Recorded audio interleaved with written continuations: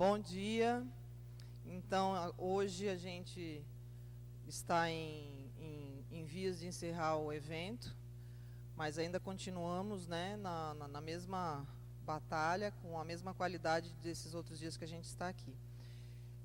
Assim como ontem a gente teve um imprevisto, né, uma pessoa que ia fazer parte da mesa redonda teve um problema familiar, uma das pessoas que ia fazer parte da mesa hoje também teve, né, faleceu um parente, e a gente rapidamente contactou uma pessoa próxima, né, a Lucélia, que vai ser apresentada depois pelo Jaime.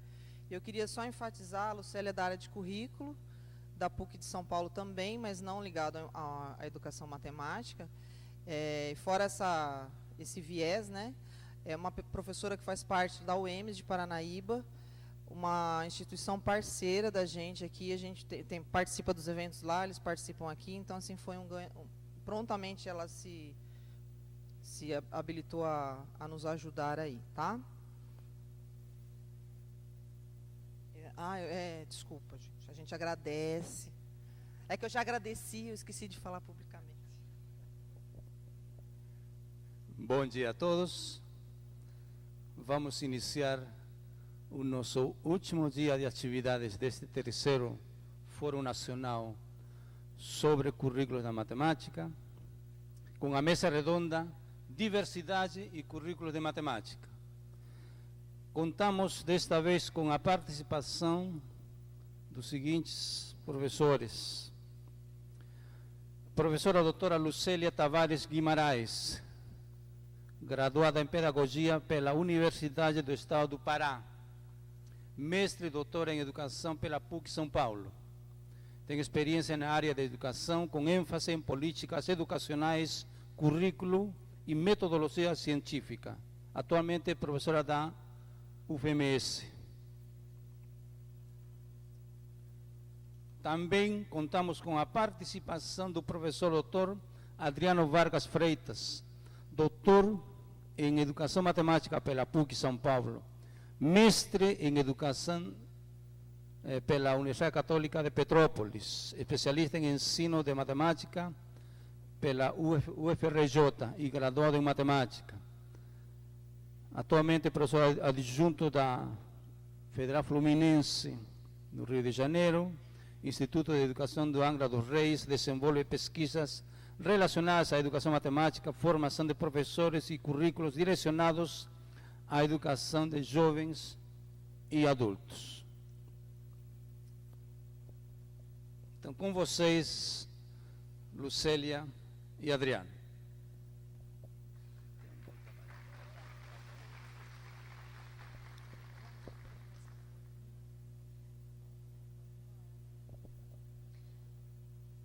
Bom dia a todos. Eu, na verdade, quero agradecer a oportunidade da Silvia e o Harrison em participar desse momento e da gente consolidar essa parceria entre a Unesp e a Universidade Estadual do Mato Grosso do Sul, que já vem acontecendo há um bom tempo, mas com a minha participação desde 2012. Então, eu estou recém-chegada a Paranaíba e devo muito àquela cidade, pela acolhida, pela oportunidade de desenvolver um conjunto de atividades profissionais e culturais que me deixam muito feliz. Aos meus alunos que estão aqui, alunos do PIBID, alunos do PIBIC, que estão enfrentando os desafios de serem futuras pedagogas daqui mais 1 ano, 2 anos, 3 anos. Né? Então, a gente fica muito feliz em oportunizar esse momento de formação, né? Um momento de aprendizado para todo mundo. Bom, ao receber o convite, eu me senti desafiada, né? Mesmo a gente iniciando uma discussão sobre currículo e apontando para alguns elementos da diversidade, questionando esse currículo a partir da diversidade, como eu disse para o Adriano, dá borboletas no estômago a cada fala. E eu quero mesmo agradecer a todos, e pessoa do professor Adriano, que a gente já vem compartilhando alguns momentos anteriores a esse, e foram muito significativos. Eu acho que eu também tenho que agradecer esse evento, não só pela organização, mas pelo nível, qualidade, aprofundamento de tudo que aconteceu aqui. Para nós pedagogas, que eu costumo dizer para os meus alunos que não fomos alfabetizados em matemática, né? Nós não tivemos a oportunidade de sermos alfabetizados em matemática, e a nossa alfabetização e a nossa atuação profissional fica muito restrita à língua portuguesa. Então, até um questionamento ao currículo quando se fala de alfabetização e alfabetização matemática. Um dos pontos que nos trouxe aqui com a intencionalidade de aprender esse campo muito restrito e muito fechado, até então, né? E com esse evento nós tivemos a oportunidade de conhecer um pouco mais, ou entender um pouco mais do que significa essa tão temida matemática por todos. E aí eu queria, para iniciar, dizer assim, de onde que eu estou partindo para trazer a discussão que eu me propus fazer. A Universidade Estadual do Mato Grosso do Sul, Unidade Paranaíba, vem desenvolvendo algumas atividades no campo da diversidade, né, seja através dos coletivos diversos, que discute gênero, discute raça, discute etnia. A Universidade Estadual do Mato Grosso do Sul é uma das primeiras instituições no Brasil a adotar a política de cotas, política de acesso através de cotas. Tem uma política interna, não só para a questão de cotas raciais, mas étnicas, né? Nós temos alunos na unidade de Paranaíba vindos de diversos lugares do país. Então, essa nova política de acesso implementada pelo governo federal possibilitou isso, né? Nós vivemos, do ponto de vista cultural, em Paranaíba, uma diversidade grandiosa, se eu posso falar assim, porque nós estamos localizados próximos do estado de Goiás, próximo do estado de São Paulo e próximo do estado de Minas Gerais, né? Então, ali transita a diversidade de uma forma bem intensa, né? E eu venho de um estado chamado Pará, que também a diversidade se faz presente em todos os sentidos. Então, eles já começam a estranhar pelo meu sotaque, né, Adriano? O nosso chiado, o nosso jeito de falar cantado. Então, eles nunca me perguntam se eu sou do Pará, eles sempre me perguntam se eu sou do Rio de Janeiro. Eu disse, não, eu sou paraense. Né? Então, nós não poderíamos ficar a par dessa discussão da diversidade. Além da atuação no mestrado, em que eu trabalho com a disciplina Diversidade e Currículo com a professora Maria José Cordeiro, que já tem uma trajetória imensa de atuação. E ano passado foi criado na unidade de Paranaíba um grupo de estudo e pesquisa sobre gênero, né?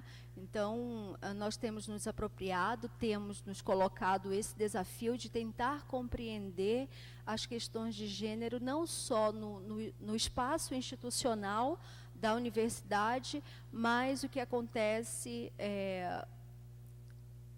no espaço territorial, na sociedade como um todo. Isso tem nos instigado muito a tentar compreender como que essas questões de gênero estão postas e como uma perspectiva de gênero tem se conformado, se colocado como dominante em relação ao outro. É claro que eu estou falando de uma visão binária de gênero, né? E a minha discussão vai partir disso, pensando no campo da matemática, me desafiando e colocando um questionamento para vocês do seguinte: a matemática foi feita para os homens? Os homens aprendem melhor matemática do que as mulheres?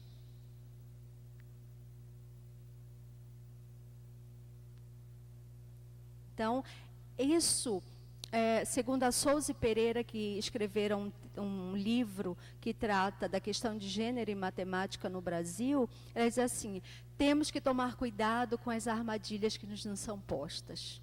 e como que esse discurso ele se torna dominante. Né? Então, eu não vou falar da matemática em si, porque não é um campo que eu domino. Mas eu vou falar das questões de gênero, diversidade, gênero, e como que o currículo reproduz esse modelo dominante de cultura e que afirma que no campo da matemática os meninos aprendem melhor do que as meninas. Né? Então, a Pereira e a Souza também trazem uma evidência que nessa área existem poucas pesquisas, então é um campo em descoberta que precisa avançar significativamente.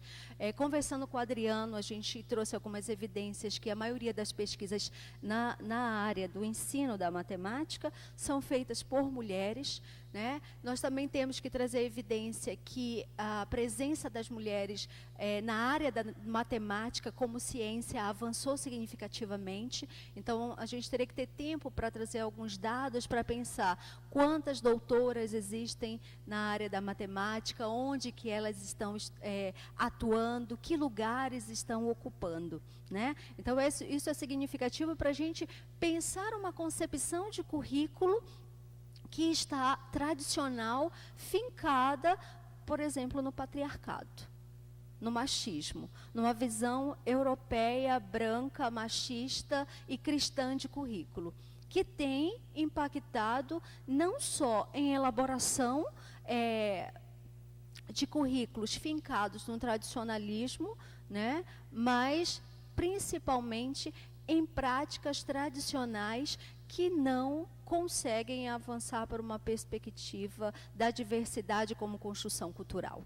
Né? Então, também é uma perspectiva biologizante da diversidade. E aí, na disciplina tanto de diversidade, nas nossas discussões na universidade, nós temos trabalhado a partir da diversidade como construção cultural. Né? E a Nilma Lino Gomes, acho que é secretária da diversidade hoje no Brasil, ela diz o seguinte, que ela faz um questionamento, né? Que indagações a diversidade vem fazendo ao currículo? E aí, que indagações a diversidade vem fazendo ao currículo da matemática? Não só na formação inicial, mas na forma como a matemática é ensinada para as nossas crianças em sala de aula. Né? E aí, falando do campo do currículo, e aí eu não vou trazer o conceito de currículo, porque uma das nossas palestrantes já pontuou. É um percurso, é uma trajetória, né? É a carreira profissional, uma visão restrita, é a carreira, uma visão mais complexa de currículo que pensa a trajetória do aluno, mas não é só isso, não é só a grade curricular, não é só o que está posto no currículo oficial, é o que está oculto, é o que está debaixo dos tapetes, e isso envolve as nossas práticas pedagógicas e curriculares. Então, o currículo não é só uma trajetória, né? O currículo é algo que transita em torno das práticas. E a nossa grande questão é como pensar um currículo que transita em torno dessas práticas a partir de uma outra perspectiva. E o cenário que nos aponta, por exemplo, o campo do currículo, é que nós podemos falar em 3 grandes momentos do campo do currículo. Né? O currículo, as teorias tradicionais de currículo, as teorias críticas de currículo e as teorias pós-críticas de currículo. E aí nós podemos pensar que desde o final do século XIX até a década de 60, 70, é que nós conseguimos pontuar no campo das discussões, das pesquisas, pensar em falar em diversidade e gênero. Então, olha por quanto tempo o currículo tradicional se configurou como hegemônico. E tem se configurado até hoje, quando a gente pensa as práticas instituídas, as políticas educacionais e curriculares implementadas, que ainda não conseguem avançar para o campo da diversidade. Então, todos os dias nós temos desafios de pensar o cotidiano da escola, né? As questões de o bullying, a forma como os meninos tratam as meninas na escola, a forma como os professores tratam as meninas, a forma como nós, como professores, nos tratamos. E aí eu falo nessa forma como nós nos tratamos e a forma como a relação professor-aluno, professor se estabelecem. Então, ano passado, eu tive uma orientada de graduação nas Ciências Sociais, que ela queria pesquisar as relações de gênero no ensino superior, focando na docência, né? E aí nós ficamos surpresas, porque no nosso dia a dia nós enfrentamos muitas questões de gênero, tipo, o aluno chega em sala, menino, e diz para você assim, eu vou assistir às suas aulas, sem obrigatoriedade, porque eu posso fazer ano que vem. E aí você começa a trabalhar um tema. E ele sai da sala, eu disse, mas você não vai assistir a aula? Eu disse, não, sobre isso que você quer tratar, eu já sei. Então, uma das questões que apareceram na pesquisa. Outra questão é o professor dizer para uma colega que vai participar de um processo seletivo, se o vestido que ela está usando é para seduzir a banca, que é composta só por homens. Né? Nós temos uma outra relação de gênero, professores homossexuais que também têm que enfrentar como que o aluno lida com a questão da homossexualidade, do enfrentamento desse professor gay, no caso das lésbicas, né, que tem que enfrentar essa relação com o seu aluno, que não aceita, que não compreende, que tem uma visão limitada do que seja essa diversidade sexual, né?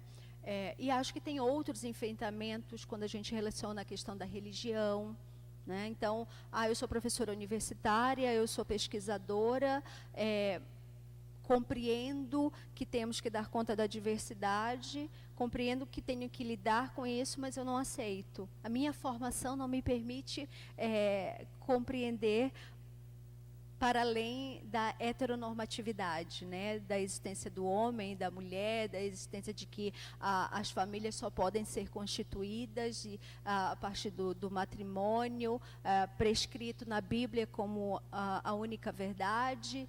Né? E qual é a problemática disso? Que um professor e um aluno em formação que tem inculcado uma formação anterior baseada nisso, pode reproduzir isso na escola. Né? E a gente vê isso muito na universidade. Né? Então, outra questão que surgiu, disse assim, você já sofreu algum tipo de discriminação por ser mulher? Elas disseram que não. Mas nas conversas informais, elas começavam a descrever um monte de coisa que elas tinham passado. O aluno chega na porta da sala contrariado e mostra um cotoco para a professora. O aluno questiona a metodologia adotada pela professora. Tudo bem questionar, eu acho que é uma coisa importante. Mas quando você pergunta e diz para ele se posicionar sobre...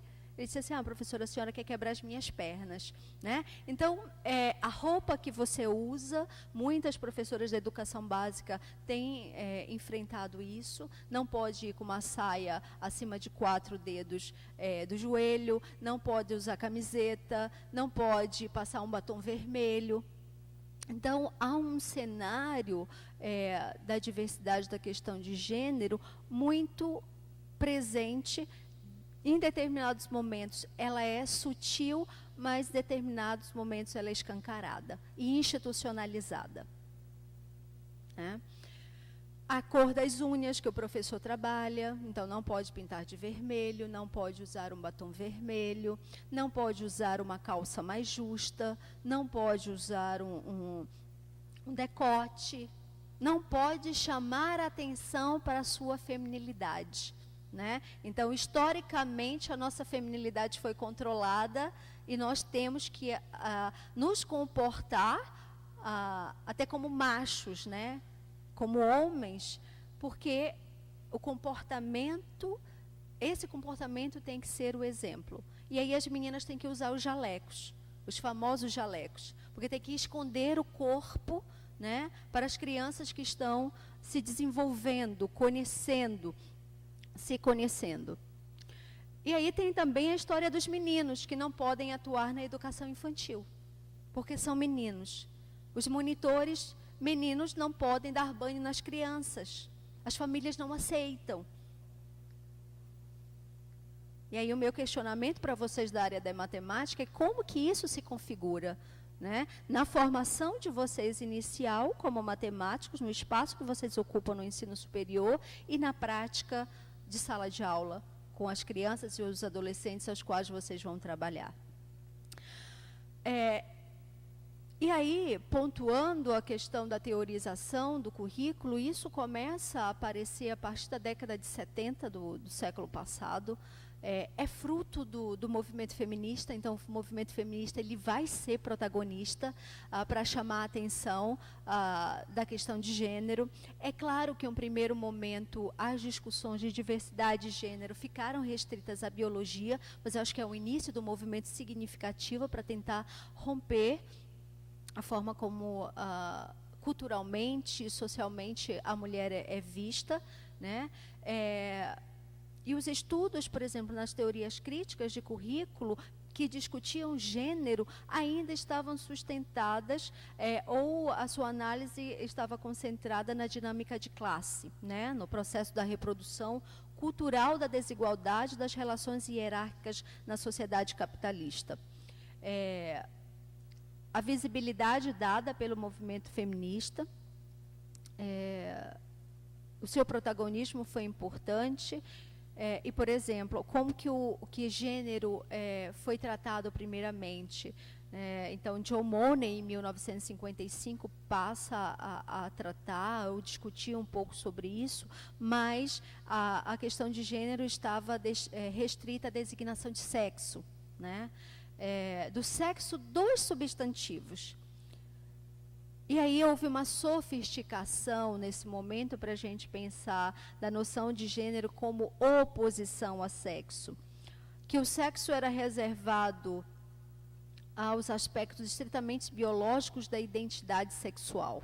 Então, se nós chamarmos um biólogo, né, que vai falar de diversidade biológica, ele já, dependendo da perspectiva que ele trabalha, ele já vai desconstruir toda essa noção de heteronormatividade do gênero, a partir da biologia.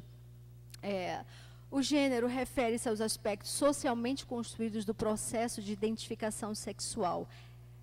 Há uma separação altamente questionada por algumas perspectivas teóricas que argumentam que não existe identidade sexual que não seja de alguma forma discursiva e socialmente construída, mas a distinção conserva a sua utilidade, né? E como que fica o campo do currículo nisso? No primeiro momento, o campo do currículo vai reproduzir essas discussões de classe, né? A utilização do conceito de gênero segue essa trajetória semelhante à da utilização de conceito de classe.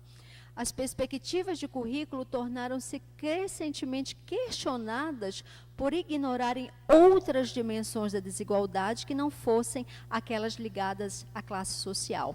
Então, as teorias críticas de currículo tiveram um importante papel, porque passaram a questionar as teorias tradicionais de currículo que nem discutiam a questão de gênero, era algo como dado, né? Somente a partir da década de 70 que a gente começa a perceber um espaço para se discutir gênero, mas, como os teóricos pós-críticos afirmam, é uma visão restrita ainda. Deixaram de levar em consideração o papel do gênero e da raça no processo de produção e reprodução da desigualdade, né? Então, podemos pensar do acesso à educação, podemos pensar na permanência na educação. Quando falamos de gênero, quem estudava, quem tinha acesso no primeiro momento eram os homens, né? Se as mulheres tinham acesso à educação, normalmente era uma preparação para o casamento ou era uma formação na área da educação, uma formação para ser professora, porque estava muito próximo daquela visão de educação baseada nos cuidados. Então, se você aprende na pedagogia ou no magistério a cuidar de crianças, você vai estar preparada para cuidar dos seus filhos, né? Então, o processo de feminização do magistério. E pensar também na permanência. Nós temos também um outro estudo que fala como que é crescente o número de mulheres que casaram, tiveram seus filhos e só retornaram ao estudos aproximadamente 20 anos depois, quando os filhos já estavam crescidos, e que elas se viram como uma possibilidade de retornar a estudar e fazer o ensino superior. Nós também temos casos de alunas que sofrem violência doméstica por estarem na universidade, sofrem violência simbólica, psicológica por estarem na universidade, né? O que você vai fazer naquele espaço? Você já vai se prostituir? Ao invés de você ficar em casa fazendo, organizando a casa, que está uma bagunça, de você preparar a janta das crianças, de você cuidar dos seus filhos, você vai para essa tal universidade. Agora que você foi para a universidade, você está ficando louca. Temos casos de separação também, né? E acho que a universidade, para muitas meninas da UEMS, tem se configurado como empoderamento. Nós temos casos graves de violência, nós temos casos de meninas que passaram a se perceber na condição de mulher, na condição de protagonista da sua história, a partir da formação recebida em nível superior. Então, são muitos desafios que a gente enfrenta, né, enquanto mulher. E aí eu estou me colocando no meio porque eu também passo por processos de enfrentamento no que se refere a gênero. Então, nós temos casos de meninas, olha a infantilização da mulher, né, próprio da Segunda Guerra Mundial, que nos infantilizam e afirmam que nós somos propriedade de alguém ou de algo, né? Então, das nossas alunas, tanto da graduação e do mestrado, que vem passando, enfrentando algumas questões, alguns problemas, por estarem naquele espaço de escolarização e de formação, né?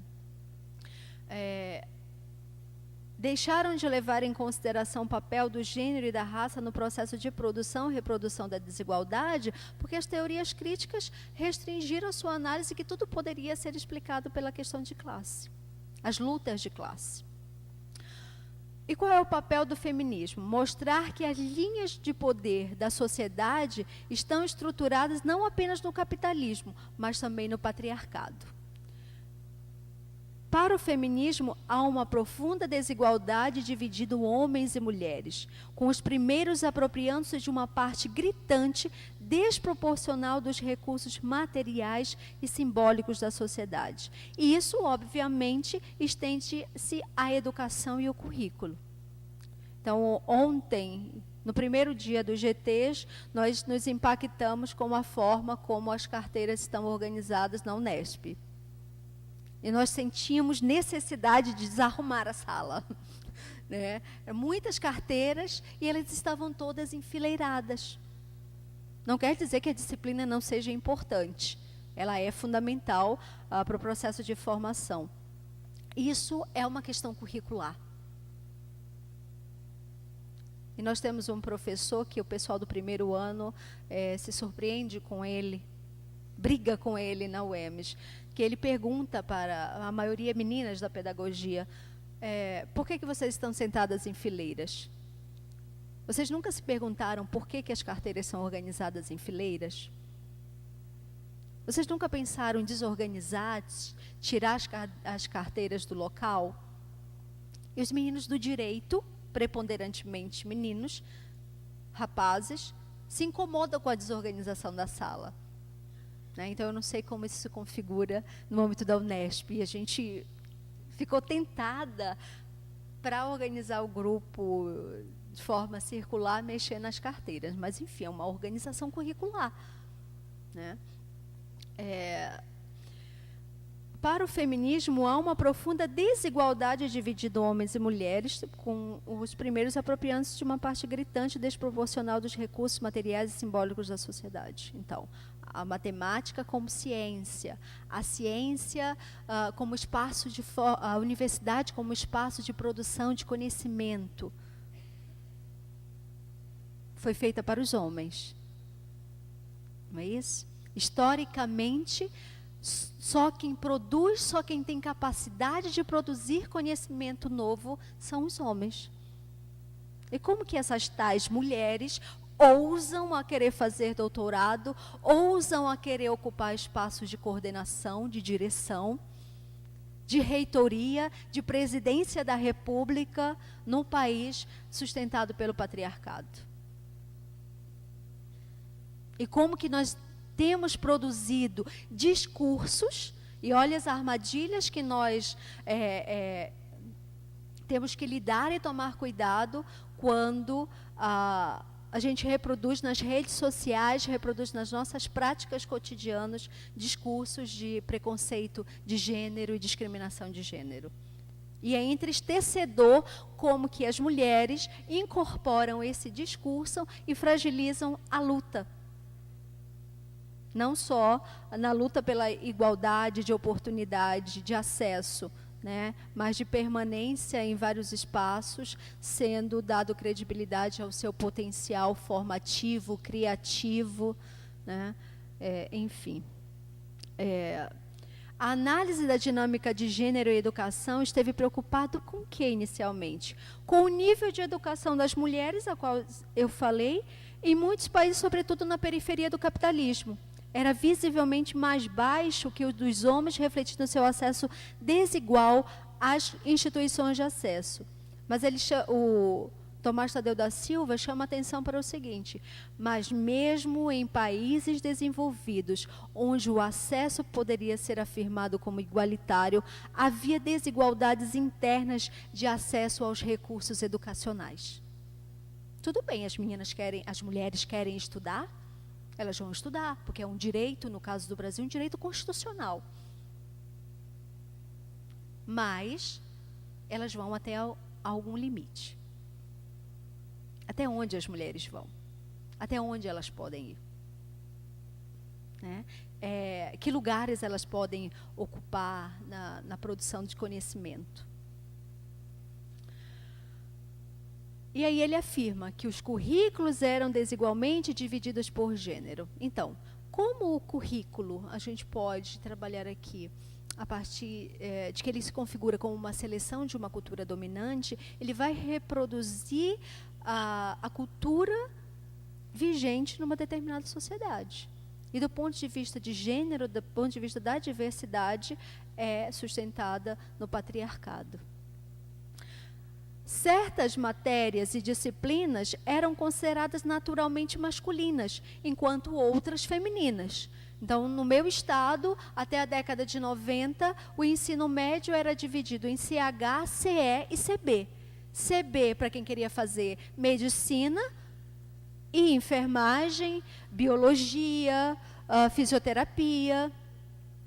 CH, as ciências humanas, com a maioria de mulheres. E CE, as exatas, matemática, física e principalmente as engenharias. Se você olhasse as salas de CE, a dominância eram de homens. Se você vai nos cursos de engenharia, não sei o caso da Unesp, mas a maioria homens. Não sei o caso da matemática, da física, da química, mas eu acho que as mulheres já começam a ocupar um espaço significativo no acesso e na permanência nesses cursos. Tem um curso novo,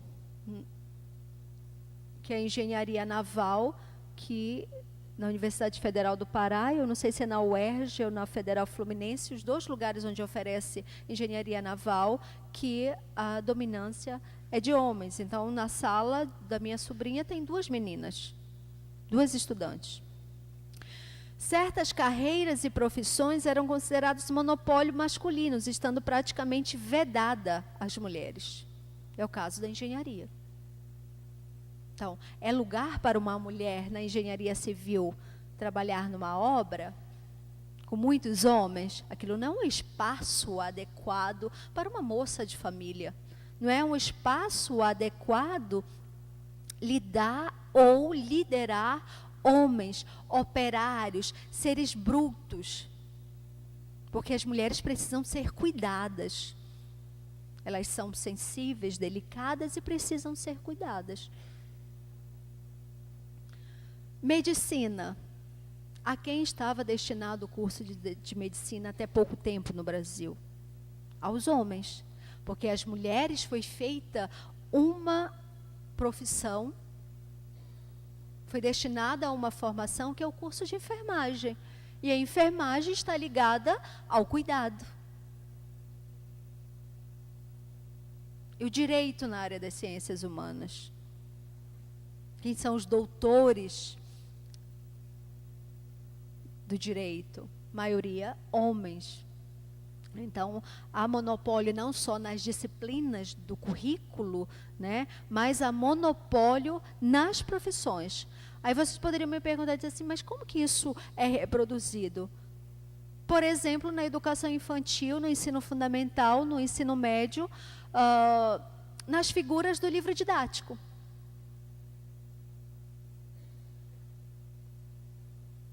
Se vocês atentarem, como que a mulher é tratada, como é que ela é percebida, né? Quando vai falar das profissões, por exemplo, como que a mulher se faz presente. Ontem um grupo apresentou como que a matemática é ensinada, né? A professora Souza Pereira também falava o seguinte, ó, a questão da enumeração, a questão da escrita é uma coisa... para as meninas, a questão da oralidade é feita para os rapazes no campo da matemática. Então, foram evidências apresentadas nesse sentido. E o que as análises apontam? Que o acesso diferencial das mulheres à educação devia-se a crenças e atitudes profundamente entranhadas nas pessoas e nas instituições.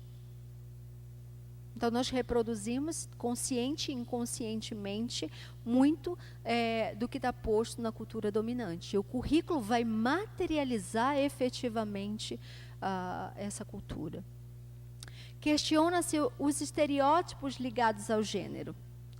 E o currículo reflete e reproduz esses estereótipos da sociedade mais ampla. Criticava-se os materiais curriculares, como eu falei para vocês. Os livros didáticos, que faziam circular e perpetuavam esses estereótipos. Então, o livro didático apresentasse a mulher como enfermeira e o homem como médico. Reforçava o estereótipo e, consequentemente, dificultava o acesso das mulheres ao curso de medicina. Professoras e professoras internalizavam os estereótipos e preconceito de gênero que, inconscientemente, esperavam coisas diferentes de meninos e meninas. Então, há 2 anos atrás, nós tivemos um problema com as alunas da pedagogia, que elas fizeram cartazes com o nome dos meninos, das crianças pequenas, meninos e meninas, sendo que com o nome dos meninos era um cartaz azul, e das meninas um cartaz rosa. Aí as alunas das ciências sociais olharam para aquele cartaz e entraram em crise, criaram um problema dentro da instituição, que aquilo não podia ficar restrito a rosa e azul. E o que isso significa curricularmente? O que nós estamos reproduzindo em nossas práticas? Né? Então, a cor das mesas. Tem momentos, nós já vimos relatos assim, brinquedo para as meninas e brinquedo para os meninos. Atividades esportivas para os meninos e atividades esportivas para as meninas. A secundarização da matemática, a ênfase em outras disciplinas que não a matemática. E a segunda fase do que nós podemos falar é que a discussão que anteriormente no campo do feminino estava no acesso, elas passaram a se questionar para o que desse acesso. Tudo bem, nós já avançamos, conquistamos espaços, nós estamos adentrando a escola, nós estamos ocupando esses espaços na universidade. outros espaços no campo da gestão, que a administração é uma coisa muito própria dos homens, só eles são capacitados para gerir, né? Eles foram feitos para isso, eles foram formados para isso, e de repente as mulheres querem ocupar esses espaços. Não se trata mais simplesmente de ganhar o acesso às instituições e formas de conhecimento do patriarcado, mas de transformá-la radicalmente para refletir os interesses e as experiências das mulheres. O simples acesso pode tornar as mulheres iguais aos homens, mas no mundo ainda definido pelos homens. Então tudo bem, vocês vão ocupar esses espaços, mas da forma como nós vamos permitir. Então, é uma ocupação limitada desse espaço. E é isso que nós queremos? Não. Para as feministas, o mundo social está feito de acordo com os interesses e as formas masculinas de pensamento e conhecimento. E aí ele dá um exemplo no texto, que a gente poderia fazer uma analogia se o mundo fosse feito só para os altos, né? Então, tudo estava de acordo para os altos. E nós, baixinhas? Nem um salto alto nos permitiria ocupar com densidade e profundidade esse mundo. Então, como é que nós estamos ocupando um espaço que foi feito, definido, pensado a partir de formas masculinas? Como é produzir conhecimento? Como é que é fazer ciência no espaço chamado universidade, nos institutos de pesquisa que afirmam que aquele lugar é próprio para os homens? Parece evidente que qualquer reivindicação de igualdade por parte das pessoas baixas não poderia se limitar a ganhar acesso a esse mundo talhado à medida das pessoas altas. Questiona-se a aparente neutralidade também em termos do gênero do mundo social. A sociedade está feita de acordo com as características do gênero dominante, isto é, o masculino. A ciência, que ele dá o exemplo, reflete uma perspectiva eminentemente masculina. Expressa uma forma de conhecer que supõe uma separação rígida entre sujeito e objeto. Parte do impulso da dominação e controle. Então, vocês estão aqui, mas sobre o nosso jugo. Sobre a natureza e sobre os seres humanos. Então, o currículo, ele fala do controle sobre as pessoas. Do ideal de indivíduo que nós queremos formar. Então, se o currículo é algo que vem pensado e é uma determinação administrativa governamental que vai reproduzir a cultura dominante, como é que isso se configura quando falamos de gênero? Ela acende corpo e mente, cognição e desejo, racionalidade e afeto. Essa análise pode ser estendida para praticamente qualquer campo ou instituição social. Então, não fica restrito à escola. Nessa segunda fase das discussões do currículo, gênero e do protagonismo do movimento feminista, elas chamam a atenção para uma necessidade de uma reviravolta epistemológica. A epistemologia é sempre uma questão de posição. Dependendo de onde estou situado, conheço certas coisas e não outras. Não se trata apenas de uma questão de acesso, mas de uma questão de perspectiva. A epistemologia, não podemos esquecer que ela nunca é neutra. À medida que reflete a epistemologia dominante, o currículo existente é também claramente masculino. Ela é a expressão da cosmovisão masculina. E aí o currículo oficial valoriza a separação entre sujeito e conhecimento, o domínio e o controle, a racionalidade e a lógica, a ciência e a técnica, o individualismo e a competição. A solução consistiria simplesmente numa inversão, mas em construir currículos que refletissem de forma equilibrada tanto a experiência feminina quanto a masculina. E aí ele dá um exemplo no texto, Tomás Tadeu da Silva, quando ele fala como é que é para o homem viver a questão da maternidade.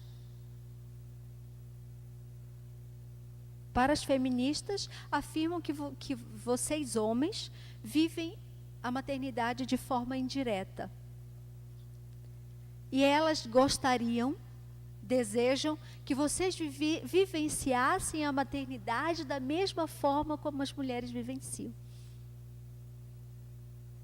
É um estranhamento pensar a partir disso. Como é que é ter um bebê dentro da barriga? Como é que é acompanhar esse crescimento? E para muitos a maternidade parece que começa apenas quando a criança nasce. Então, como é que é pensar uma formação trazendo essa cosmovisão feminina numa sociedade estruturada, fundamentada, enraizada no patriarcado?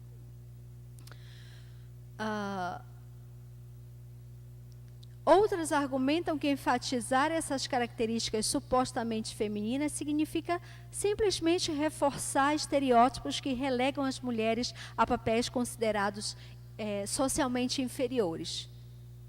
Né? Então, nós não queremos apenas enfatizar essas características femininas, porque historicamente nós fomos vistas como inferiores, com uma função já determinada na sociedade, que é do cuidado, das atividades domésticas, e o movimento feminista não deseja isso.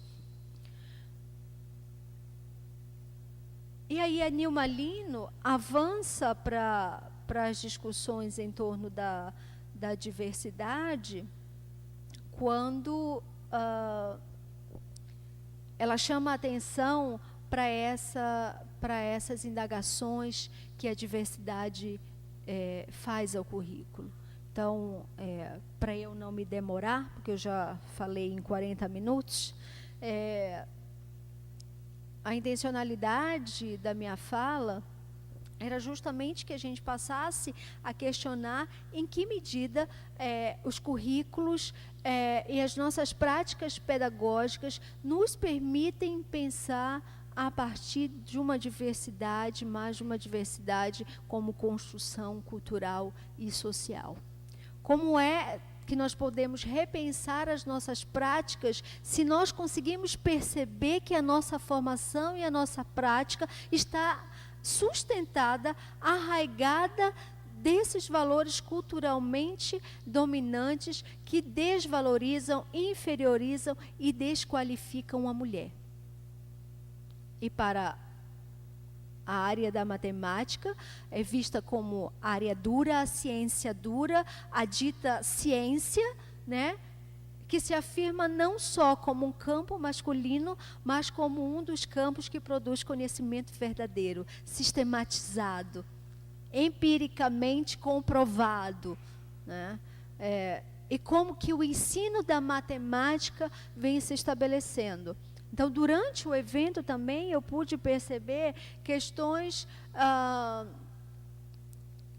que, apesar de apresentarem aspectos de inovação, ainda estavam sustentados numa visão tradicional de currículo, né? Então, como é que nós podemos avançar cotidianamente para além de um currículo oficial que determina, que impõe que tipo de formação eu devo dar, porque a sociedade exige um perfil de indivíduo a ser formado.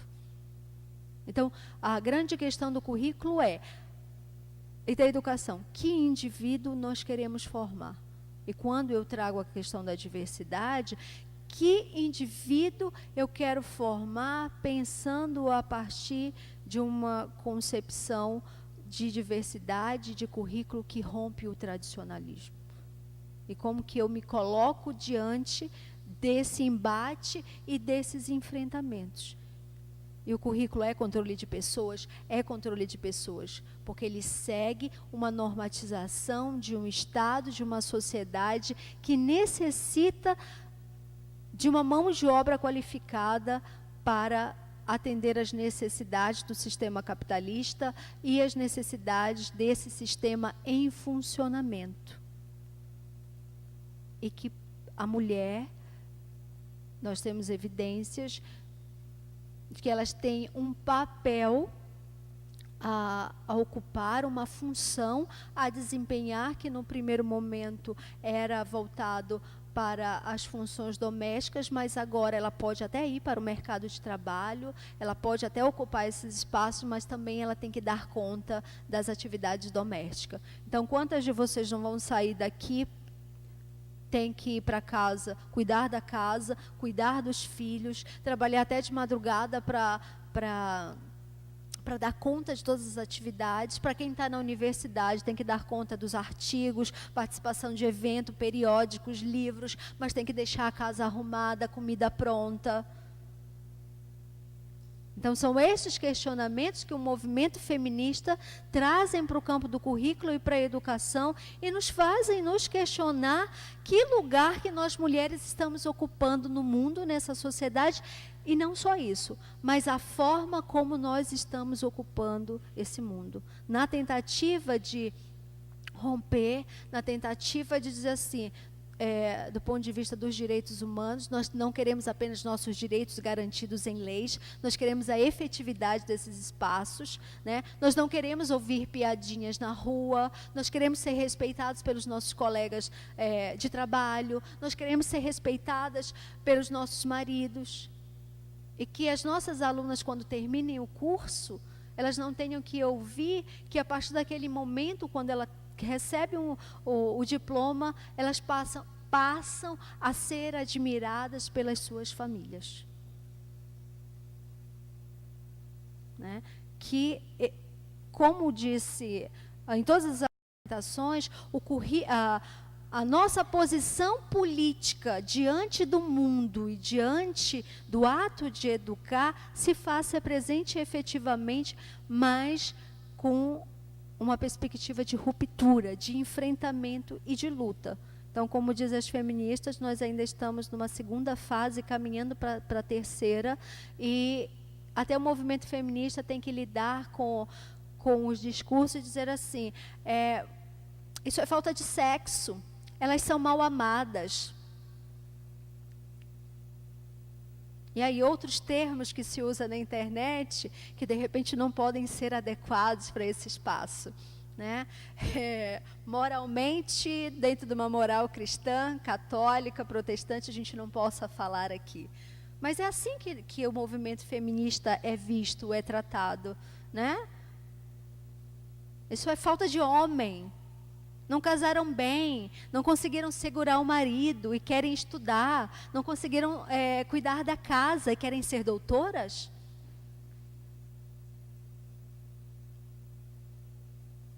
E quando que a gente se percebe reproduzindo alguns discursos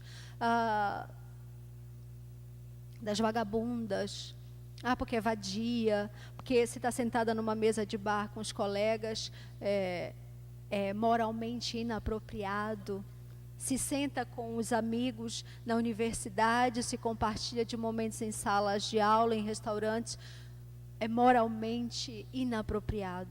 Então, eu acho que ainda existe muita luta para a área da educação, para a área da matemática, da educação matemática, que eu acho que o evento tem nos mostrado muito isso. E acho que essas questões elas têm que ser tornadas públicas, para afirmar e reafirmar que nós estamos atentas a essas questões, que nós estamos nos preocupando na forma como nós estamos sendo tratadas, né? Ou não tratadas, desrespeitadas, sofrendo preconceito diariamente. E a discussão sobre gênero não para aqui, como eu falei anteriormente. Tem a questão da teoria ou da perspectiva queer, que vai falar sobre a questão da homossexualidade, sexualidade.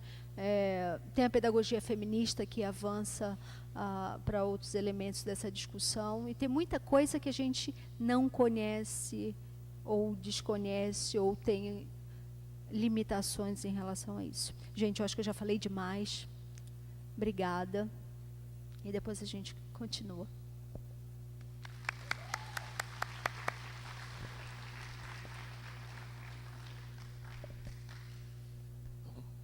Bom dia a todos.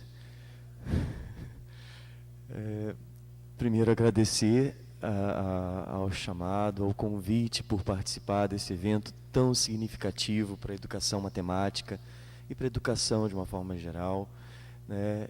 E dizer da responsabilidade que está sendo participar desse evento, participar e apresentar alguma fala, alguma contribuição para as nossas reflexões, depois de falas tão contundentes como da professora Célia, depois das apresentações dos dias anteriores, e isso gera para a gente uma certa, como você disse no início, essas borboletas no estômago, né? Porque, de fato, esse evento está sendo bastante significativo, bastante, diríamos, bastante direcionado para esse nosso objetivo de que é marcarmos presença na discussão de currículos de educação matemática, de currículos de matemática, e por isso eu quero novamente agradecer o convite e parabenizar ao professor Erison, à professora Daisy e aos demais professores que organizaram todo o evento, aos nossos colaboradores, né, que estão lá fora, por todos esses momentos acolhedores que estão nos sendo oferecidos, aos intervalos com músicas belíssimas, é tudo isso, agradecer por toda essa acolhedora recepção.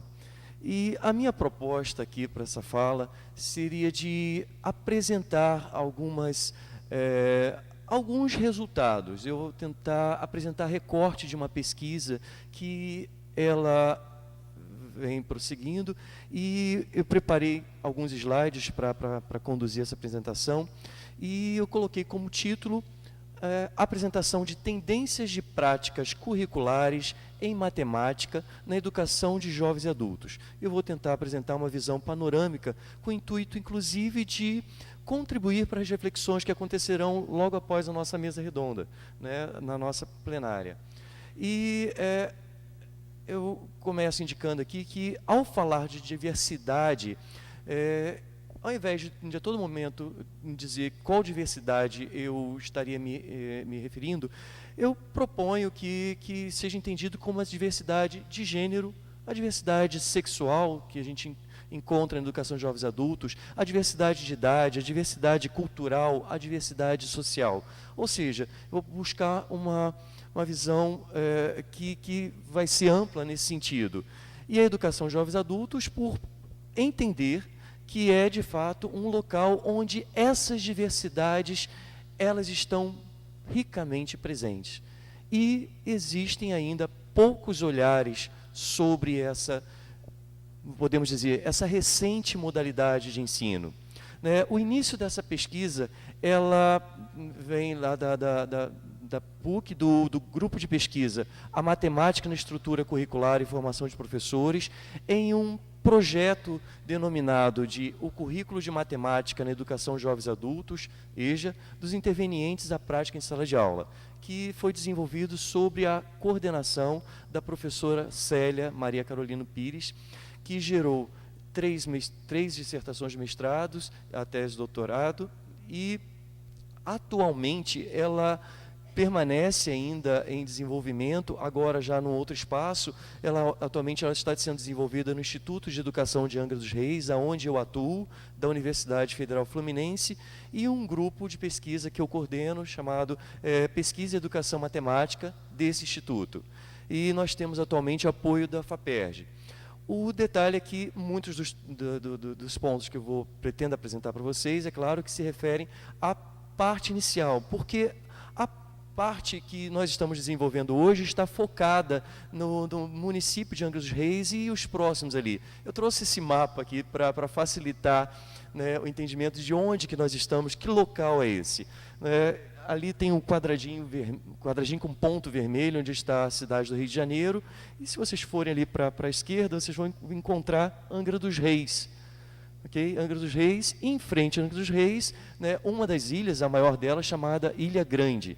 Né? Interessante que esse município ele pode ser entendido como 2 municípios, na realidade. Existe uma parte que a gente chama de continente, a Angra dos Reis continente, e a parte que a gente denomina de Angra dos Reis ilha. E, é claro, ao falar dessa localidade, vem sempre à mente aquela Angra dos Reis romântica que é apresentada nas novelas, né, nos comerciais, no barquinho, né, diante de uma praia belíssima, ou em alguns momentos também vem a Angra dos Reis das usinas, né? Mas o fato é que nós estamos lá atuando numa cidade bastante precária de condições culturais, sociais e políticas. E é uma cidade que apresenta uma diversidade imensa, uma diferença de culturas, de questões sociais, tal, de uma necessidade de que a gente implemente políticas públicas que abarquem essa diversidade, né? Nós temos, por exemplo, contato atualmente com a comunidade, algumas das comunidades pesqueiras dessas duas partes, tanto que estão no continente quanto nas ilhas, né? Uma das que atualmente nós estamos trabalhando é a comunidade pesqueira caiçara da Ilha Grande, onde já existe o projeto denominado EJA Pescador. E as nossas análises hoje voltam-se para práticas curriculares desenvolvidas a partir dessa proposta pedagógica. Uma outra comunidade que a gente também tem trabalhado é com relação à comunidade indígena, né? Essa foto aqui mostra a comunidade lá no Instituto de Angra dos Reis, né? A comunidade indígena Guarani.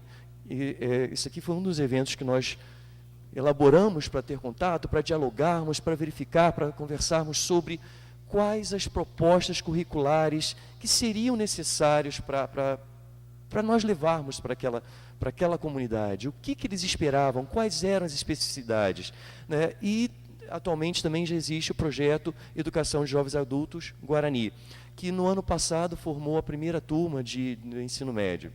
Interessante destacar que tanto a comunidade pesqueira caiçara quanto a comunidade indígena Guarani atualmente já geram resultados que nos agrada muito, que é verificar a continuidade de estudos desses indivíduos. Bom, e ao falarmos de educação de jovens adultos, é lógico que é importante voltarmos na nossa LDB, que destacou a necessidade de ofertar educação básica a jovens, aos adultos e aos idosos, atentando-se para a diversidade, características e necessidades desse público, né? E, de certa forma, é claro que isso instigou a comunidade acadêmica a desenvolver investigações sobre a educação de jovens adultos. Posteriormente, as diretrizes curriculares nacionais para a EJA e as orientações curriculares para o seu primeiro e segundo segmento, em especial as recomendações para o ensino da matemática, nos trouxeram novas contribuições às discussões e à reflexão sobre o ensino destinado a esse diverso alunado. Bom, e essa modalidade ela precisa ser concebida como um modelo pedagógico próprio, em um conjunto de práticas curriculares que objetivem criar um ambiente propício à promoção de situações de aprendizagem que venham ao encontro das suas especificidades, das suas necessidades, né, seja na comunidade indígena, seja, né, na comunidade rural, na comunidade campesina, como surgiu ontem lá no grupo de trabalho do qual estávamos presentes lá, né? E ao falarmos, então, dessa diversidade, acho que vale a pena trazer alguma coisa com alguns elementos que nos facilitam entender de que população é essa, que estudantes são esses. Eu trago inicialmente dados numéricos aqui que nos apresentam o seguinte: de acordo com o Censo Escolar Brasileiro, que é desenvolvido pelo INEP, apresentado no ano de 2013, o INEP nos informa que das matrículas efetuadas desse ano de 2013, nas escolas de ensino fundamental e médio brasileiro, somente na modalidade presencial, cerca de 8% foi na EJA. Okay? E, a princípio, a gente, ao analisar um quadro como esse, nós aqui da área de matemática, da educação matemática, a gente pode até, a princípio, falar o seguinte: olha, então, ao verificarmos que esses números estão caindo, nós podemos interpretar como estarmos próximos do fim da necessidade de nós termos projetos voltados para a EJA. Será que nós estamos próximos, devido a esse declínio desses números voltados para a EJA, de alunos matriculados na EJA, desde 2007 até 2013, será que nós estaríamos próximos, então, da necessidade de dialogarmos sobre as especificidades da EJA? A princípio, não, infelizmente não, porque a gente dá conta com uma quantidade muito grande de analfabetos em nosso país. De acordo com o IBGE, de 2010, cerca ainda de 14 milhões de brasileiros são analfabetos. Isso sem contar com outros que não são considerados analfabetos, mas têm dificuldades tão grandes quanto os considerados como analfabetos, né? Seriam os analfabetos funcionais. Se nós formos buscar dados mais recentes, como o PNAD, a gente verifica que cerca de 13 milhões de brasileiros são considerados ainda analfabetos, e isso com idade de 15 anos ou mais. O que nos deixa muito distante de países próximos ao nosso, tais como o Chile, onde a margem de analfabetismo são consideradas apenas residuais, 2,5%, 3%, como é o caso da Argentina. No Brasil, a gente trabalha com uma margem de 9% da população ainda analfabeta. Quer dizer, estamos ainda distantes. Nós precisamos ainda dialogar bastante sobre a EJA, precisamos criar espaços, precisamos falar sobre como devem ser essas práticas curriculares, quais currículos, né, devem ser moldados para a educação de jovens adultos. E a gente continua, então, analisando o seguinte: mas é possível delinearmos características próprias desse alunado que busca educação de jovens adultos? Bom, pesquisas têm indicado que a diversidade, que é justamente o tema dessa nossa mesa redonda, a diversidade tem sido, em geral, a marca dos sujeitos estudantes da EJA, assim como as suas trajetórias escolares descontínuas. Justamente essa seria uma marca principal, mas eu completo também com a fala do educador, né, Rodrigues, que nos diz o seguinte, que uma das principais características do alunado que recorre à EJA, que volta aos bancos escolares, né, impulsionado por motivos internos ou externos das diversas ordens, de acordo com Rodrigues, ele nos diz que a maior característica desse grupo de alunos, desse conjunto de alunos, seria o pertencimento a grupos que vivem simultaneamente em situação de exploração econômico-social e de discriminação cultural valorativa.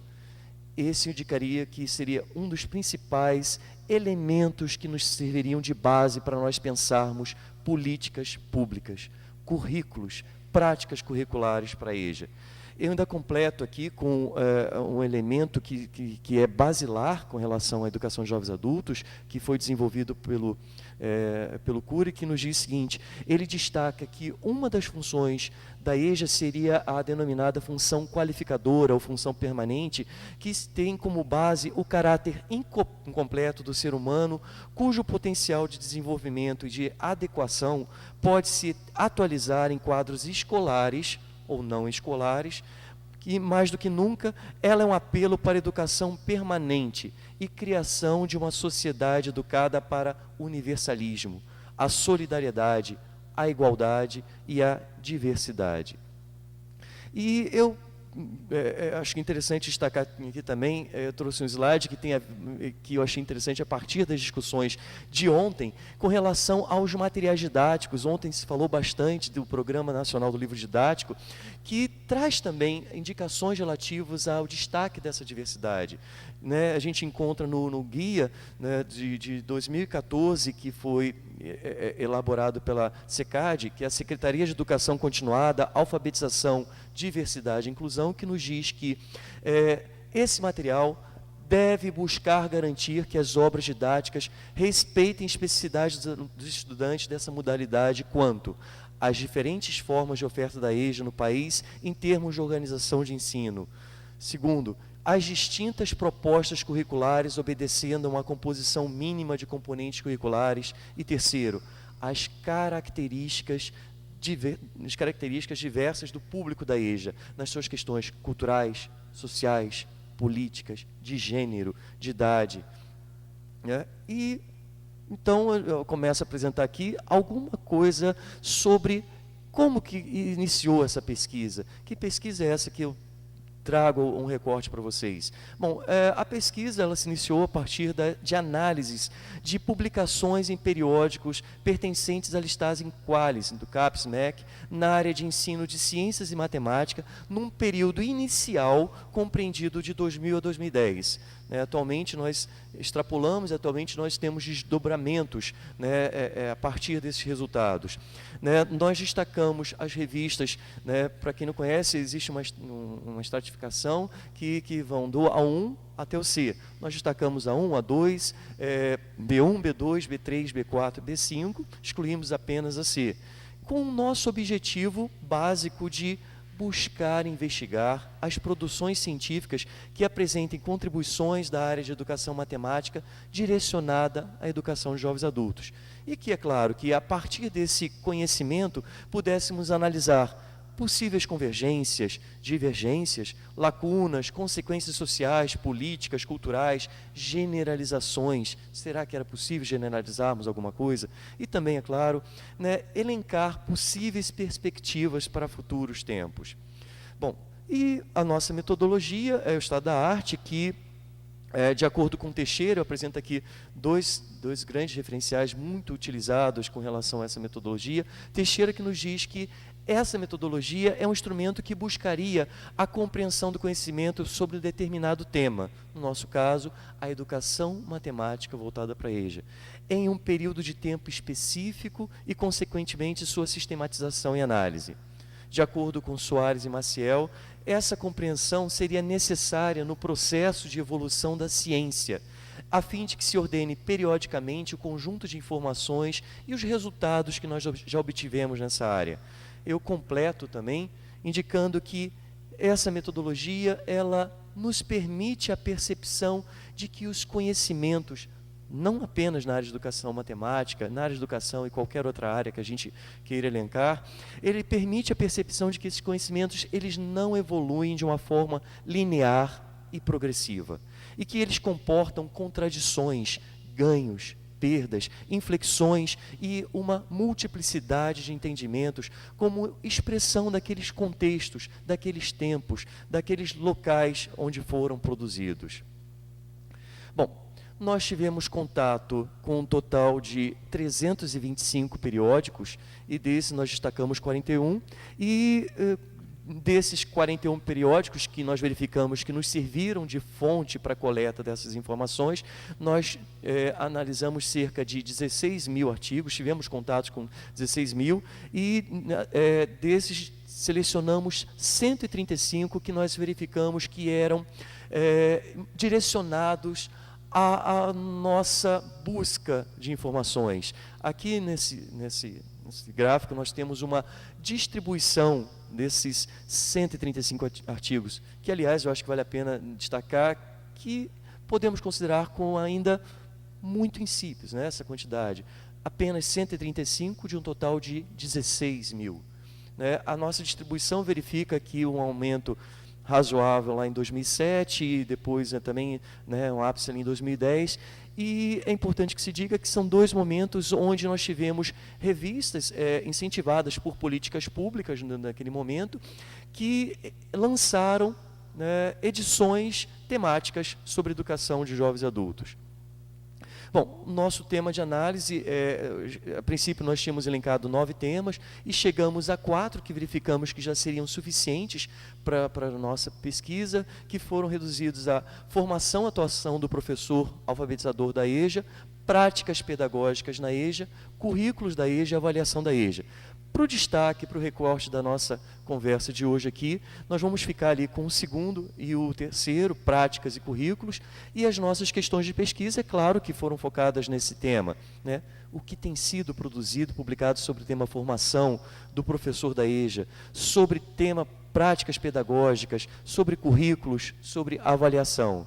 A distribuição desses temas eu apresento nesse próximo gráfico aqui, e a gente verifica que houve uma predominância de dois temas que eu já vou comentar a respeito. Os dois temas foram formação e práticas, né, que é interessante que se diga que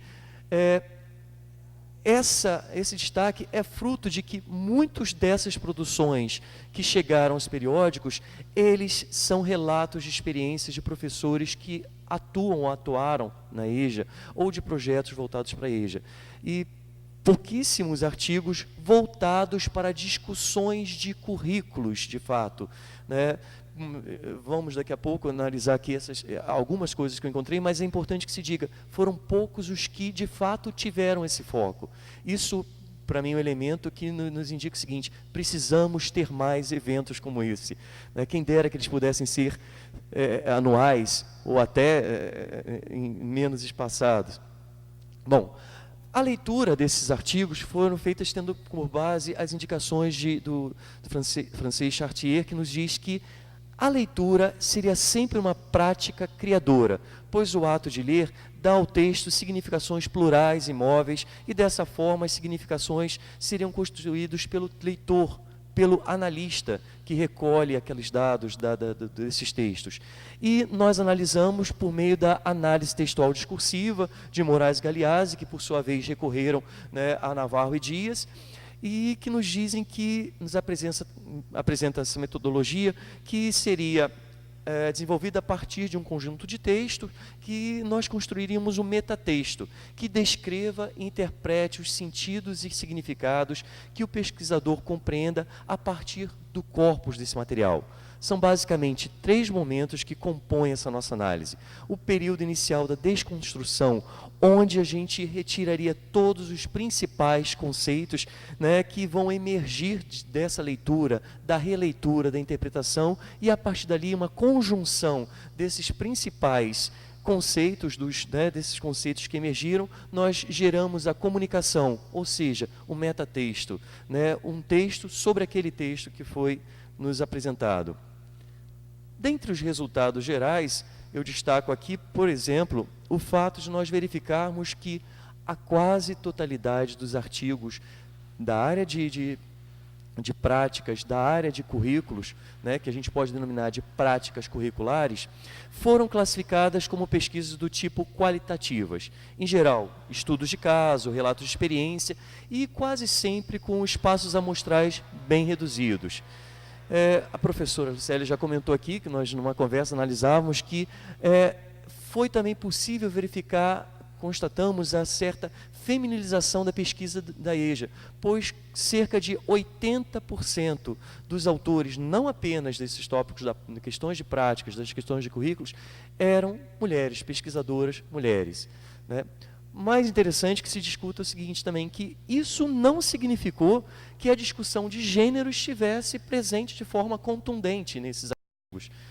Por mais que nós tivéssemos 80% das mulheres ali escrevendo sobre educação de jovens adultos, a questão de gênero também era bastante insípida, né? Apareceu muito pouco. Dentre as universidades estrangeiras que produziram artigos que nos serviram também para esses dados, nós tivemos as universidades provenientes da Argentina, do Chile, da Espanha, dos Estados Unidos, da Hungria, México, Portugal, Romênia. Das universidades brasileiras, a gente verificou um grande destaque para produções provenientes de instituições das regiões Sudeste e Sul, com predominância de instituições públicas, uma grande predominância de instituições públicas. E também, é claro, não temos como negar que quase a totalidade dessas pesquisas indicaram que a matemática seria a principal área que exerce as maiores influências sobre os alunos da educação de jovens adultos, na sua permanência ou na sua desistência, né, dos bancos escolares. E aí, eu vou topicar algumas desses nossos encontros com relação a esse recorte, mas destacando o entendimento a respeito de práticas curriculares. Para isso eu recorro à professora Inês Oliveira, que nos diz que as práticas curriculares seria um espaço de criação curricular e não apenas momentos de aplicação de currículos pré-fabricados, que superaria uma concepção formalista de currículos e incorporaria elementos mais dinâmicos do cotidiano das escolas e classes nas quais os currículos ganhariam a sua real existência. E que essas práticas curriculares envolvem o reconhecimento da riqueza das práticas cotidianas, da impossibilidade, inclusive, de trabalharmos do mesmo jeito em classes, escolas e espaços diferenciados. Quer dizer, em respeito à diversidade dessas diferentes possibilidades, né, de classes, das salas de aulas da EJA. Verificamos, né, a utilização, em geral, nas aulas de matemática, de estratégias predominantemente de exposição oral dos conteúdos, seguido de resolução de problemas como forma de aplicação de técnicas, ou seja, bem distante do que nos indicam, né, as orientações curriculares, né, os parâmetros. Verificação também de ocorrência de grande quantidade de atividades realizadas de forma individual pelos alunos da EJA, com pouquíssimo espaço para o diálogo. E também, por parte desses estudantes da EJA, uma verificação de utilização, muitas vezes, da tentativa e erro, e esses alunos com uma pouca valorização do desenvolvimento do cálculo.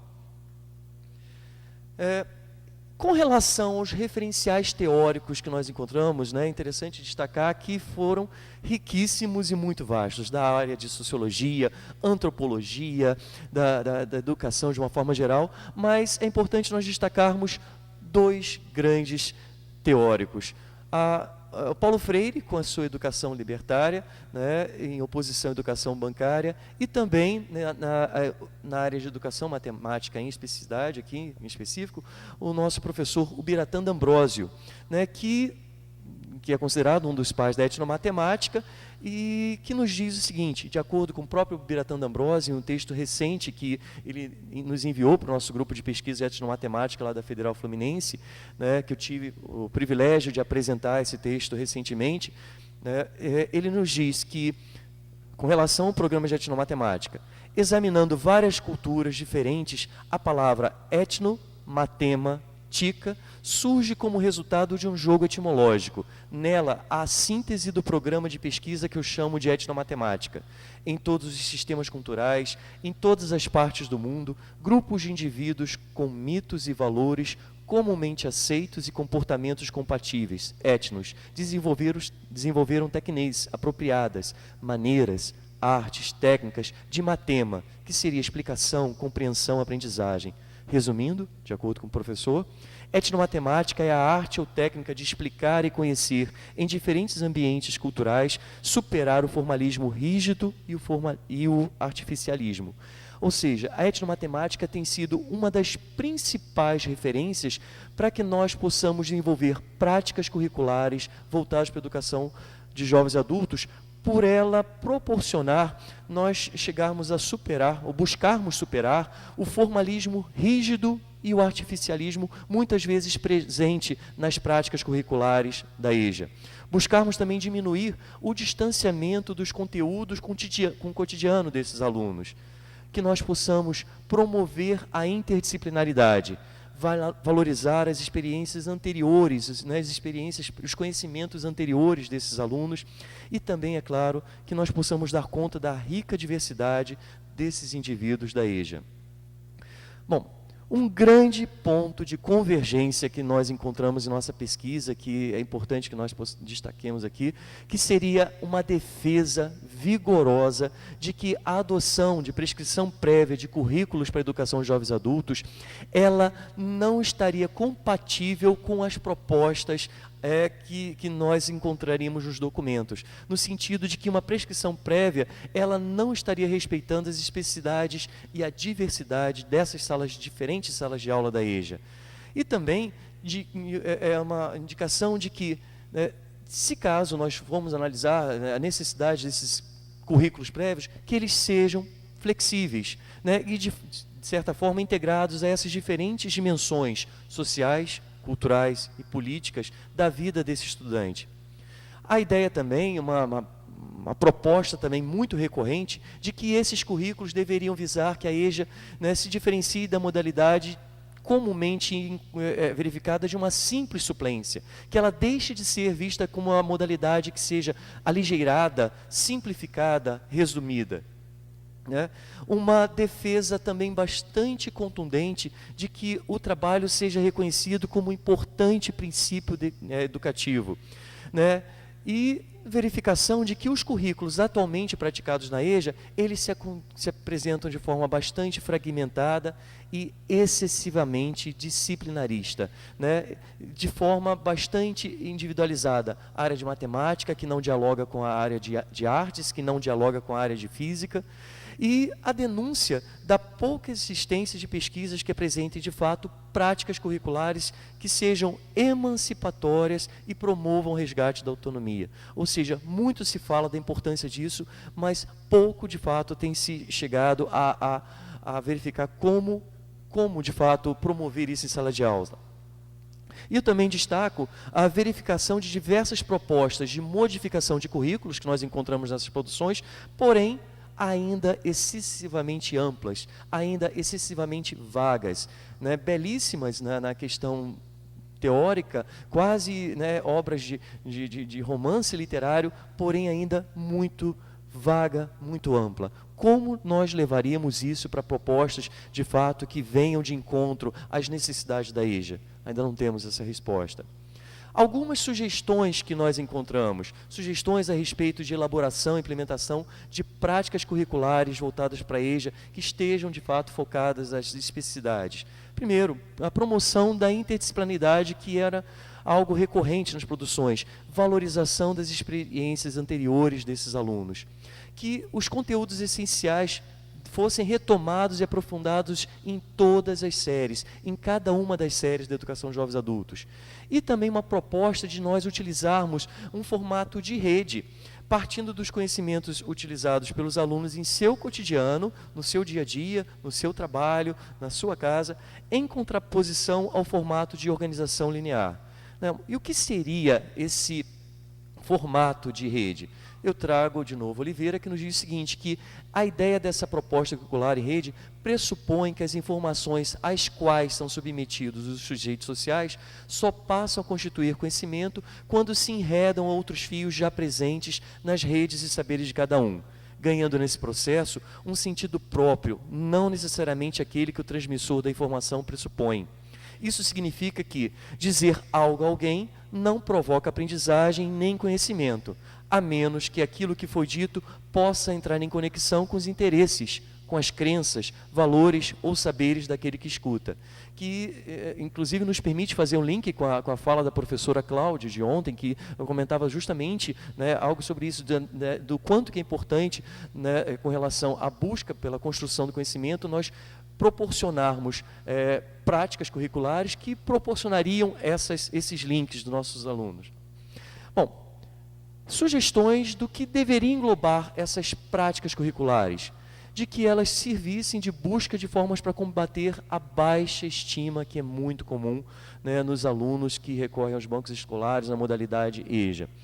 E também o respeito aos diferentes ritmos e formas de aprendizagem desse aluno. Conversávamos ontem no grupo de trabalho a respeito dessa importância e diversos momentos foi indicado isso, de o quanto de que as propostas curriculares desrespeitam esse ritmo do aluno, desrespeitam as diferentes formas de aprendizagem de cada um desses alunos. A verificação também de que uma percepção de que, ao elaborarmos essas práticas, nós temos a percepção que uma ênfase em fórmulas e outros aspectos marcadamente mecânicos levaria o aluno da EJA à dificuldade de construir ideias e conceitos da área de matemática. E também algo que ainda, né, é considerado, como de certa forma, inovador, que nós passemos a considerar o erro como parte de construção do conhecimento desse aluno, e não mais como uma deficiência, né, como uma problemática, que esse erro passe a ser visto como parte significativa dessa construção do conhecimento. Bom, proposta também de nós passarmos a utilizar a história da matemática como forma de humanizarmos os conhecimentos, de nós resgatarmos identidades culturais desses grupos e facilitar justamente a indicação de nós chegarmos à interdisciplinaridade. Que nós também recorremos a atividades lúdicas como facilitadoras de todo esse processo educacional. E também uma indicação que foi também bastante presente, principalmente nos artigos depois de 2010, que nos diziam de nós envolvermos a aquisição de domínio de tecnologias voltadas para a EJA. Isso de forma como meio e não como finalidade de estudo necessariamente. Bom, já caminhando para nós finalizarmos, né, para que nós, depois vamos abrir aqui para uma discussão, em seguida teremos a plenária, eu destaco que seria imprescindível que o discurso que é muito comum, né, nessas produções, né, voltadas para a EJA, um discurso de defesa do respeito à diversidade, a questões da cidadania, né, de reconhecimento da cidadania do estudante da EJA, que esse discurso deva sempre estar acompanhado de que a ele não deve ser oferecida uma educação menor, a ele não deve ser oferecida uma educação simplificada, né, aligerada, resumida, né? Nós pretendemos, com nossa proposta, com nossa pesquisa, com essas análises, de que sejam oferecidos a cada estudante dessa modalidade espaços de capacitação para o novo mundo, reconhecendo e valorizando a sua diversidade, as experiências sociais, socioculturais trazidas por cada um deles. E uma indicação a partir também do nosso GT de ontem, que foi extremamente contundente e verificamos também nas produções que nós analisamos, a necessidade de nós ampliarmos espaços como esse que nós vivenciamos ricamente nesses 3 dias, de ampliação de vínculos entre as universidades e os espaços escolares onde se desenvolvem os cursos das diversas modalidades e, na minha fala, é claro, destacando, né, a modalidade da EJA.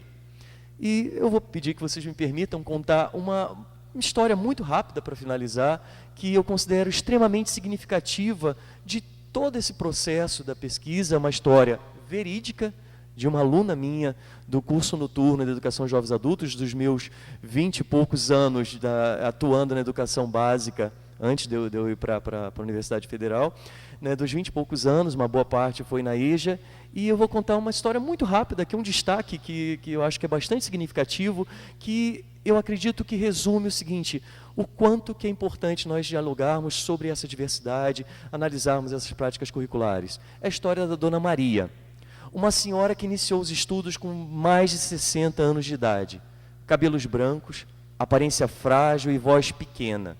Trabalhar os conceitos matemáticos com essa senhorinha foi um grande desafio, mas foi também um aprendizado inestimável. Após fazer ensino fundamental, por meio de um curso no modelo supletivo, ela resolveu aventurar-se a continuar os estudos no ensino médio, mas relatava constantemente seus receios de não ser capaz de concluir as novas etapas de estudo. Ela voltava à escola após ter criado seus filhos e netos e ter percebido que precisava ressignificar sua vida, presentear-se com algo que seria só seu. E noite após noite, passar a reescrever sua história a ponto de tornar-se referência para os alunos de sua e de outras classes, como a perseverança pode sobrepor medos. O final de sua história é o de sua formatura no ensino médio, em que foi bastante homenageada por seus professores, colegas de classe e por sua família. E em meio às despedidas e agradecimentos, com um olhar jovial de que está se sentindo viva de novo, iniciando novos projetos de vida, deixou escapar um de seus desejos. Eu estou pensando em cursar uma universidade, uma faculdade. Tempos depois, numa das palestras que eu voltei a proferir nessa escola na qual eu trabalhava, eu tive contato com netos dela, e eu verifiquei que ela estava, eu soube, que me deixou bastante feliz, que ela estava concluindo o seu curso de pedagogia, e eu diria o seguinte: vale a pena nós analisarmos, vale a pena nós discutirmos, vale a pena nós termos espaços como esse, pois se nós conseguimos contar uma história que seja como essa, a gente pode dizer: valeu a pena. Muito obrigado.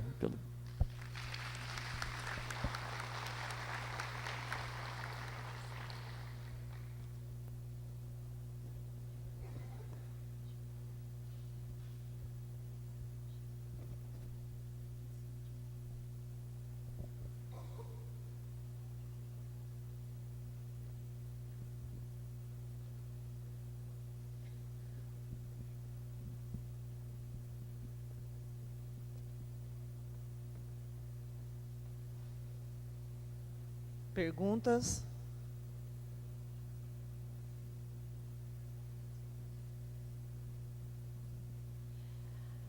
Boa tarde, bom dia a todos. Já estou dando boa tarde. Bom dia a todos. Eu quero parabenizar os dois componentes da mesa. Eu adorei a mesa e eu gostaria de fazer um comentário, né? É no sentido de discutir a questão da diversidade, no sentido de educação para a autonomia, né? Eu faço o que gosto. Essa é a questão e o que quero. E tenho poder para isso. Eu vejo a questão do Brasil como pátria educadora, né? Nós temos Brasil pátria educadora nesse sentido, de formar não homens nem mulheres, e sim de formar pessoas com autonomia, com poder de escolha, de escolher o que quer. E aí eu quero conversar um pouquinho em relação ao que o Adriano colocou. Eu acho extremamente importante nós discutirmos as questões de políticas públicas para esta questão do EJA, da diversidade, né? É no sentido de existir leis para, né? De tu te sentir capaz de dizer, eu escolho isso e quero fazer isso. E se alguém te proibir disso, eu uso a lei. Né? A lei no sentido de que me garante que eu possa fazer isso. Então, eu quero frisar muito isso, dar os parabéns para você no sentido de levantar essas questões, mas de nós nos focarmos na questão da pessoa com autonomia, com poder de escolha. E aí vem a questão da matemática, que nós estamos aqui, né, discutindo essas questões da matemática, de que a matemática tem que ser para todos. Avançar na matemática, estudar matemática para ir para outros cursos, isso é uma questão de escolha. Agora, a matemática da educação básica tem que ser para todas. E aí entra de novo a questão das políticas públicas, de nós entendermos a questão de currículo, né? Que o currículo tem que propiciar isso, uma matemática para todos. Todos têm o direito de entender essa matemática que está aí. Então, é mais um comentário e os parabéns à mesa.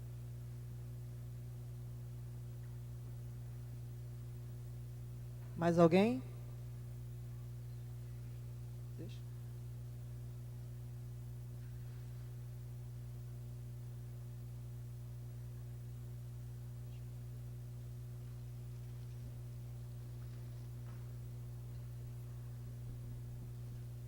Bom dia. O meu nome é Francis, eu sou acadêmico da UFMS, da CPNV, Campos de Naviraí. Estou até admirado de encontrar um carioca aqui também, porque eu sou do Rio. Eu fui aluno da Fiocruz de EJA, da Politécnica de Joaquim Venâncio, fiz radiologia lá, Pro-EJA, migrei para o EJA. Sei da dificuldade que existe, da carga horária até, vamos dizer assim, do currículo de matemática na educação, porque é uma classe que está ali, porque é trabalhadora, é proletária, e ela já chega cansada, em vez da casa, assim, do lar, dando dos filhos, ou trabalhando no seu dia a dia. Pessoa que trabalha em obra, que é vigilante, que é motorista de ônibus, e vai para lá já cansado e tem esse problema com o aprendizado de matemática. E lá tentavam se aplicar essa colocação da história, da química, da física, interligado, interdisciplinarmente. Isso os professores, abnegadamente, buscavam lecionar dessa forma. E, para mim, também o Adriano, porque eu conheço o Bracuí, a pessoa de Bracuí, os Guaranis. Eu convivi um pouco lá com o cacique João, com o pessoal de lá. Infelizmente, a escola da aldeia está desativada por problemas pedagógicos, interculturais, vamos dizer assim. Teve adaptação, foi bem pesada, com problema com a direção da escola, com a pedagogia. E parabéns à mesa.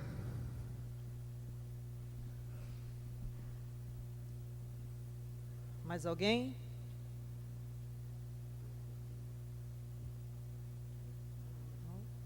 Então, a gente agradece à mesa pela excelente exposição, pela contribuição, né? E aí a gente continua depois do café.